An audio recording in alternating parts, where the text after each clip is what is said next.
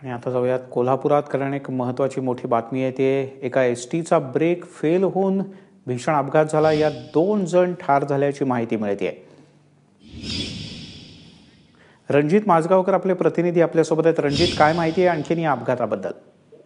मिलिंद, 5:30 ते 5:45 वाजण्याच्या दरम्यान उमा टॉकीज परिसरामध्ये एक एसटी साधारण 18 प्रवासी घेऊन जात होती. यावेळी अचानकच एसटी चालकाचा एसटीवरील ताबा सुटला आणि त्याने गणपती मंदिरापासून उमा टॉकीज पर्यंतच्या अंतरामध्ये साधारण 8 ते 10 वाहनांना ठोकर देत ही एका डांबावर जाऊन आदळलेली आहे. या अपघातामध्ये साधारण 5 वाहनांचं नुकसान झालंय, तर 2घांचा मृत्यू झालेला आहे. सकृत दर्शनी किंवा प्राथमिक अंदाजानुसार या एसटीचा ब्रेक फेल झाला आहे अशा पद्धतीची माहिती समोर येते. तर दुसऱ्या बाजूला या चालकाला हार्ट अटॅक आला आणि त्यामुळे त्याचं नियंत्रण सुटलं असा एक अंदाज वर्तवण्यात येतोय. चालक एसटीचा जो चालक आहे याला एका खासगी रुग्णालयामध्ये सध्या दाखल करण्यात आलेला आहे.